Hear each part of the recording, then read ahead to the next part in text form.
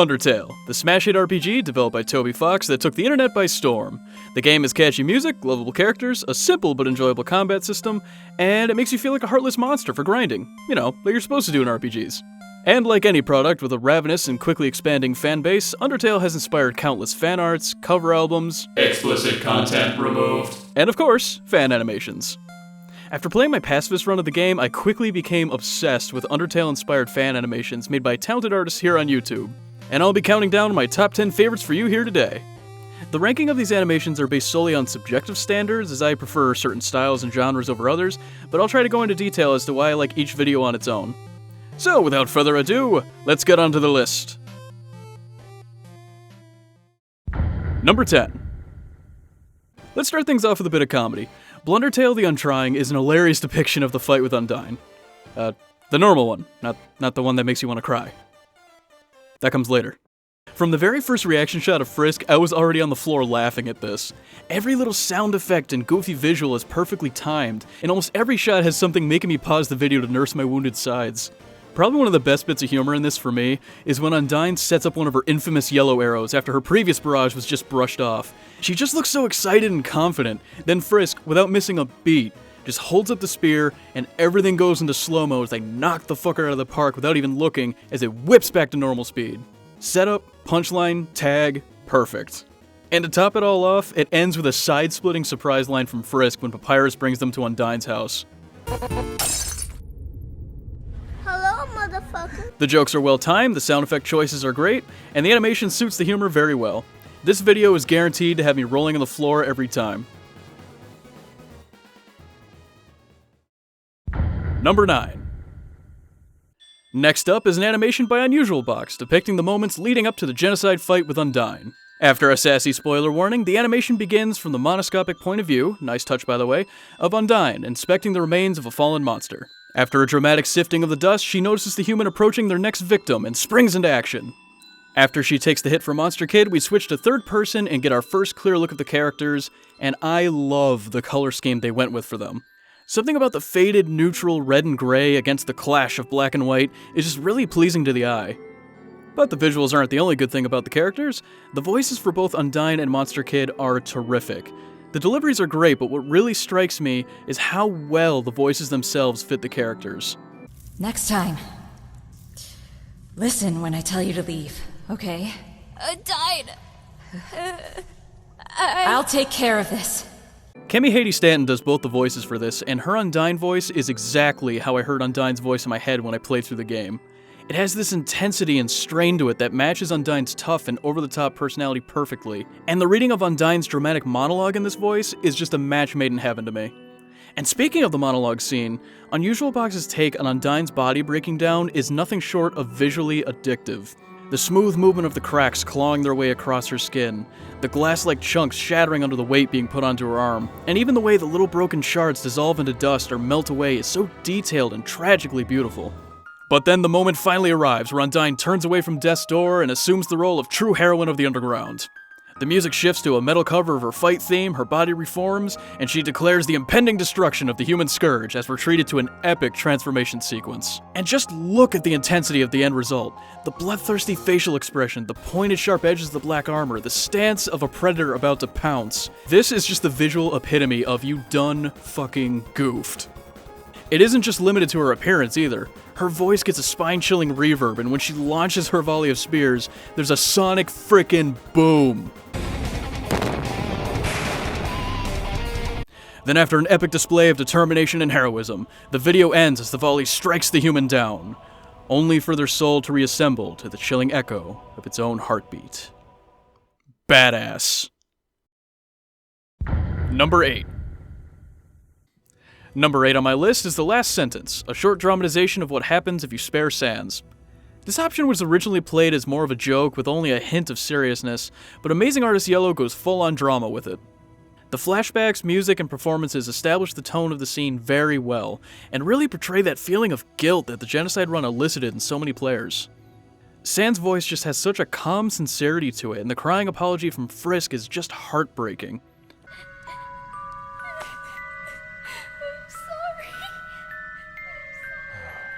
But in addition to infecting you with a hardcore case of the feels, the video also treats us to some stunning visuals. The animation is so clean, the glare on the knife, locking in tears is especially radiant, and the dust and particle effects create a very nice depth of field. And all of this builds up to a very unexpectedly brutal kill shot. Jumpin'! Jesus, man! I mean, look at this! Frisk gets skewered by a long splinter, and you can hear it as it pushes the gore out of them. Props for savagery, man. Bravo! But anyway, after that, we get to the infamous Get Dunked On line, which is actually still said in a calm and serious tone. Get dunked on. My initial reaction to this was that it was a little jarring. Hearing an originally hilarious punchline read so morosely is just strange, but the more I thought about it, it's actually kind of brilliant. Sans is a character that is at least semi-aware of his world being reset at the whim of the player, and there are a lot of indications that his laziness stems from the feelings of depression and futility that come with that knowledge, and his constant joking and sarcasm are just a way of coping with it. With that in mind, this reading actually really works for the character and ties up the video very nicely. Overall, it's beautiful, well acted, and it hits the feels just right. Just remember to brace yourself for the... Number 7. The number 7 slot on my list belongs to Chara vs. Metatron Neo by NCH Productions. This is an elaborate and action-packed animation of the Metatron Neo battle that took a lot of very welcome artistic license with the fight. And I say it's very welcome because the original was rather...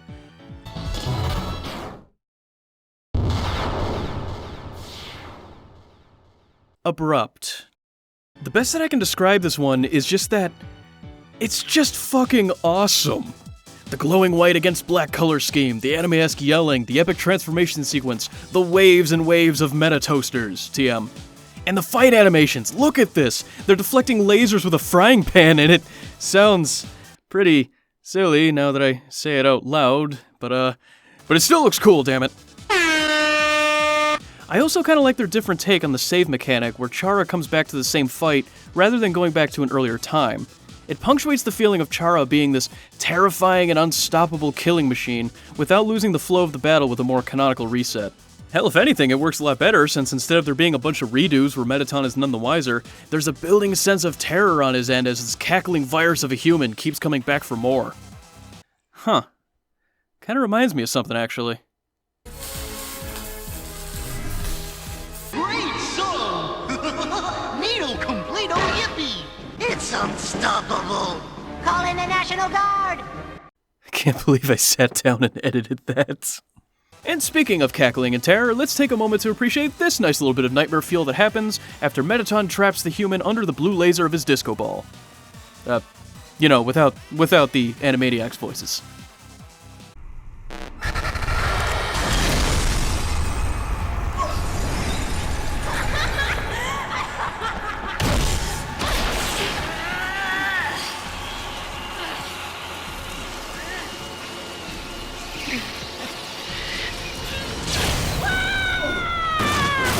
And if that's not a good ad for birth control, I don't know what is. This moment is followed by Mettaton realizing that he can't win, and that all he can do is stall a little bit longer to give everyone else a fighting chance, and he goes out with a bang. Chara then walks away from the wreckage, and a devastated Alphys leads the monsters to safety. If you need your fix of fantastically animated and flashy fight sequences with just a touch of the feels thrown in, you should definitely give this one a look.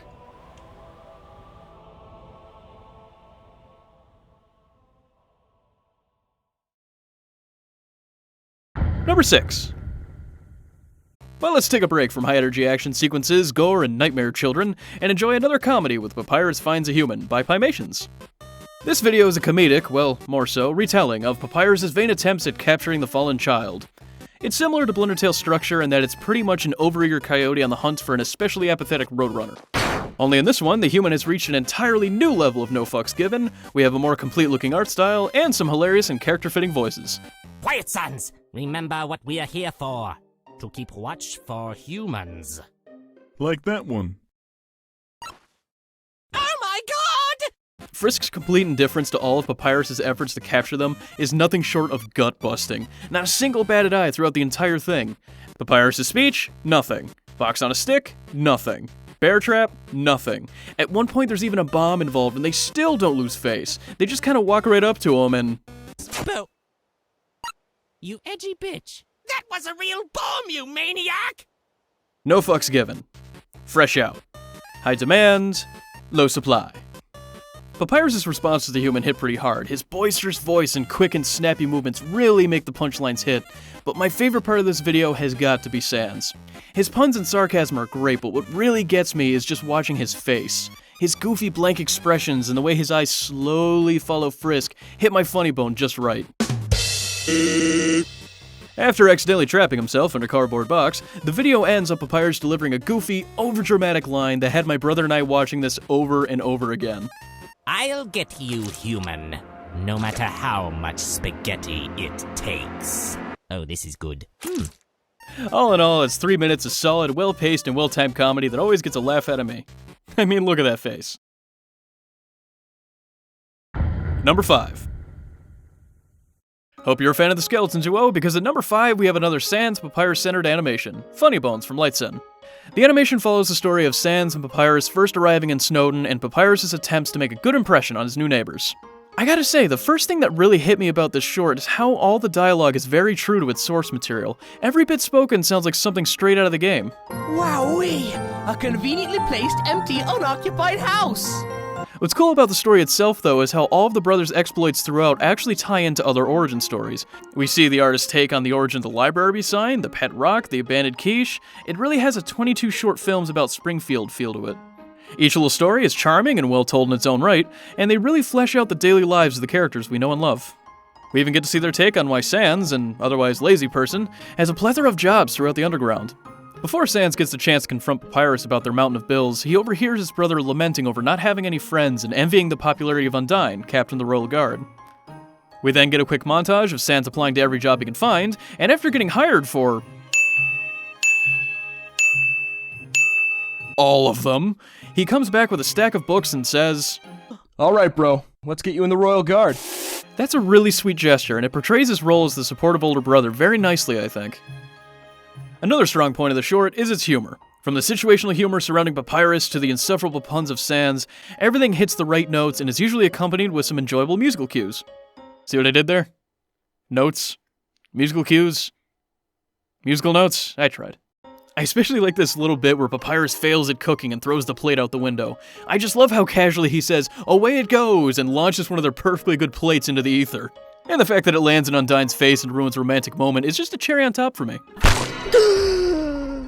To be honest, I could see this being a series. The portrayal of the characters is very endearing, the animation style is easy on the eyes, I love the voices, and the writer really captured the personalities of the characters that made the game a hit. Heartwarming, humorous, and definitely worth a watch. Also, this is a thing. Number 4. Bringing us back to the action department is a fight animation by Voidless featuring Sans and W.D. Gaster, set to echo the Gastrified version by Yuffie. As a primer for those who are unfamiliar with them, Gaster is a secret character alluded to by his followers, who only appear when you tinker with the game's fun value, and the River Person. Tampering with the fun value can also reveal a hidden room and waterfall inhabited by a mystery man widely believed to be Gaster himself. Not much is actually known about Gaster outside of him being the royal scientist before Alphys, who suddenly disappeared one day. But there's no shortage of fan theories as to his nature and what role he plays in the lives of the underground residents. Sans' weapons in the Genocide run being called Gaster Blasters has a lot of theorists and fanfic writers thinking that Gaster plays a role in Sans and Papyrus' lives. This theory seems to be the case in this animation. Given that this fight is a dream sequence, I think Gaster serves as a representation of guilt, depression, or even hopelessness in Sans' internal struggles. Maybe in this, Sans feels somehow responsible for Gaster's disappearance. I mean, Sans has shown interest in scientific things, such as the many worlds interpretation, and even has a lab behind his house. So it's not out of the question that they may have worked together at some point, and Sans feels somehow responsible for Gaster falling into his creation and disappearing for good.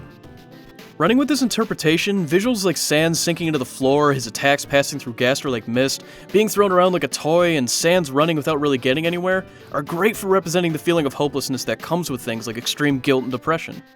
But on top of being thought-provoking, the visuals are well synced with the music, and the renderings of the characters are very aesthetically pleasing to me. Gaster's expressions are a creepy mix of effeminate and condescending, and I really like how the artist showed Sans' body under his coat. On top of adding to the feeling of vulnerability, it's a credit to the artist's attention to detail. I mean, I'm no animator, but I have the sneaking suspicion that skeletons aren't exactly the easiest things to animate well.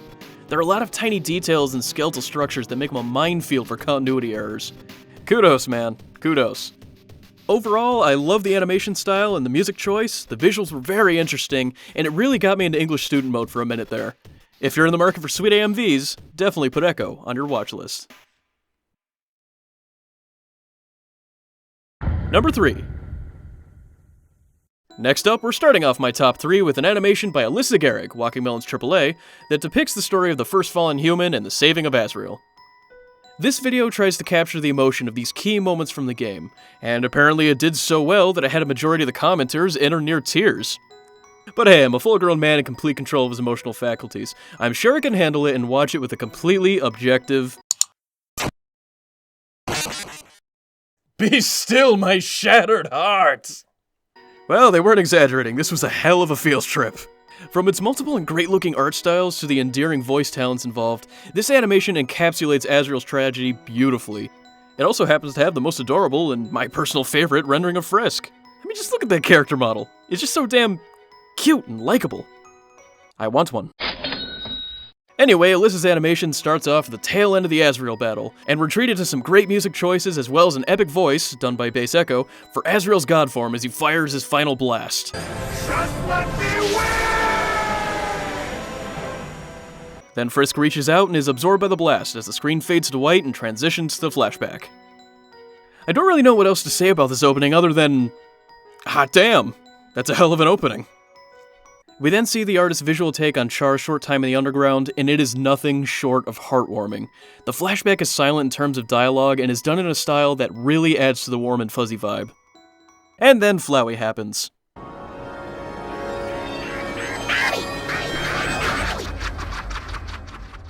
Yeesh, that's creepy. I mean, don't get me wrong, I knew it had to come up at some point, but I'm having some emotional whiplash here. 1 minute's an adorable montage of better times, then we get a creepy smile from Chara, and boom! Stuff of nightmares. In all seriousness though, showing the second half of the flashback in a quick and disturbing PTSD episode, it was a very clever way to quickly snap back to present day so the flashback didn't go on for too long, and it really drives home the suffering that Azrael was going through. It was a good transition.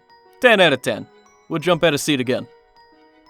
And after that, the animation closes out with Frisk consoling Azrael.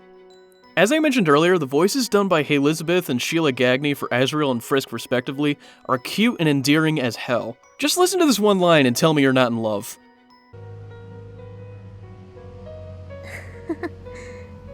I don't want to let go.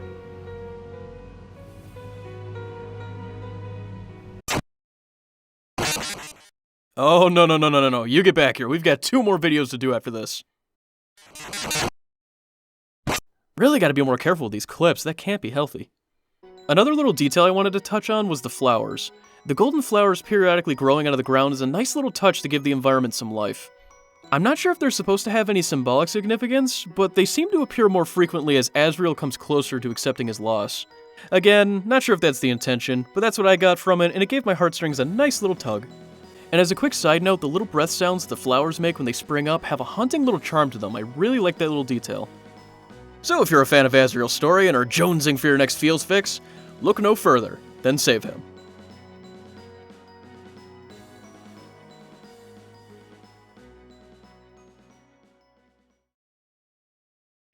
Number 2.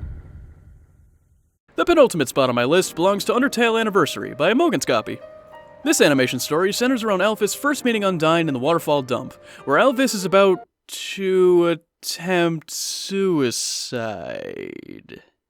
Well, this one starts a little bleak now, doesn't it? Yeesh. As Alphys is contemplating her decision, she is interrupted by Undyne, who sits down to have a chat with her about where Alphys thinks the precipice leads. The video isn't even 2 minutes in and there's already a bunch of little details that I'm loving here. To start, the voices are great fits for the characters and are well acted. Alphys' voice is especially ideal in my opinion. Actually, these glasses are fused with a magnetic energy that is strongly attracted to the particular magic that makes up my body to help them stay in place. And on top of that, the visual details are fantastic. The body language of the characters reflect their personalities perfectly. Take this one shot of Alphys here, where she's surprised by Undyne. The artist did a good job of not making her positioning too anthropomorphic without losing any of the expression. And speaking of Alphys' physicality, look at this little detail. They actually animated the frontal lisp that they gave her. God, I'm a sucker for little things like that. As the short continues, Undyne eventually convinces Alphys to step away from the falls and let her give her a ride home. Alphys agrees, and Undyne whisks her away. The following running montage is accompanied by a pleasing piano piece, and it's nice to see them speed past landmarks from the game. The whole thing just creates a sense of whimsy, and it's like you can feel Alphys' spirits being lifted. I especially adore this bit where her laugh echoes as they transition away from the dump. It really makes me smile every time I watch this.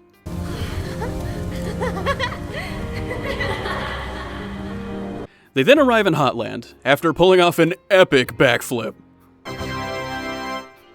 And, after an adorable laughing fit from Alphys, they say their goodbyes and that they hope to meet again sometime. But as Undyne fades off into the distance, so too does the whimsy as the door to the lab opens before Alphys, filling the air with dread. The white noise in the scene grows louder as Alphys stares into the abyss, then is suddenly silenced as she steps forward to face her mistakes. And the last image we see is the glare on her glasses as the doors shut behind her. Ugh, chills, man, every time. Damn! That's some good shit! Undertale Anniversary offers great voices and physical expressions, as well as fantastic beat changes throughout that create a wellspring of emotions and represent the characters beautifully. I came across this video on Facebook by chance, and I'm really glad that I did.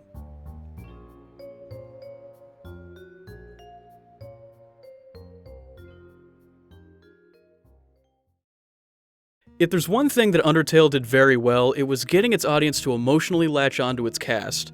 Through befriending them and immersing yourself into their lives and relationships in the Pacifist run, and through decimating those lives and seeing the tolls of your actions in the Genocide run, Undertale established a strong empathy for its characters.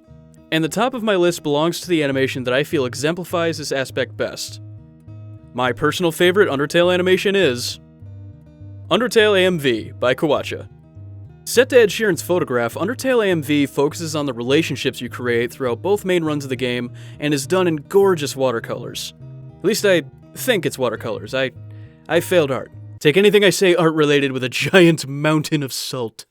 Almost every frame of this AMV hits me, and it hits hard. It doesn't just do well at recreating the emotional impact of the game for me, it amplifies it.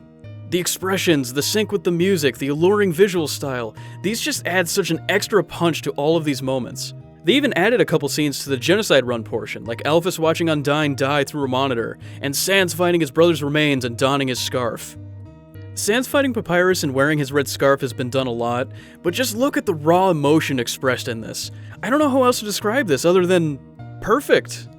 They even show some love to the side characters like Monster Kid, the River Person, the Dogs of Snowdin, and they even show Napstablook's chill scene with a superb tracking shot. And that little smile he gets that syncs up with Ed Sheeran's humming just...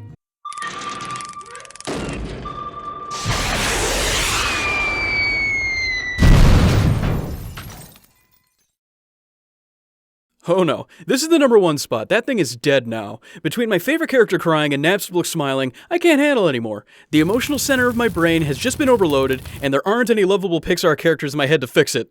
Where's the reset button? In all seriousness though, I love all of the fan animations that I've shown here today to death. They have fantastic animation styles, side-splitting humor, are emotionally provocative, and each represent a different aspect of the game that inspired them, and they do a damn good job at it. But for me, the strongest appeal of Undertale was how it created an emotional connection to its cast, and I think that Undertale AMV is the quintessential animation for representing that aspect so well. Tears every time, man. Tears every time.